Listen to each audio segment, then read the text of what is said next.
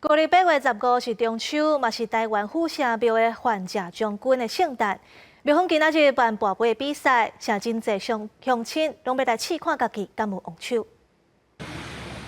这些民众透早来庙参拜祝寿，拿欣赏庙内的文本。因有一个任务，就是要伫咧巡礼了后，收集囡仔通话限定的纪念品，请袂少大人囡仔来参与。台湾府城隍庙为着让乡亲会当对城隍信仰更加理解，那办讲座，佮串联在地背景城隍庙来设计地图，互大家实际去行搭当囡仔，嘛看府城的文化资产。听过老师讲，就是可能较大间的庙的导览安尼，毋过像迄这细间的甘台人袂是做有关系的物件，是真正无安尼家己去行过安尼。毋过咱家己去行过，才会讲啊，其实台南真正是一个做文化的所在。我们知有遮尔济城隍庙，想讲带囡仔来看卖、来参拜、来学习一下。城隍爷信仰对明朝时期就有啊，有分做国家甲民间系统。有学者指出，这若政府组织共款，有地方甲中央级的。其中庙内多数嘛服侍范社将军。中秋节这天嘛是因的圣诞，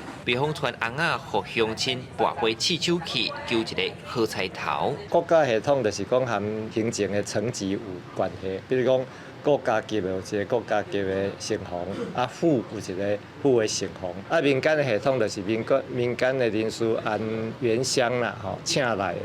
也是讲有人托梦，也是讲迄个过去有因讲安尼演变出来的系统。七阿伯啊吼，伊是伫咱城隍爷的左右护法吼，顺查即个人的善恶吼，啊做好做歹。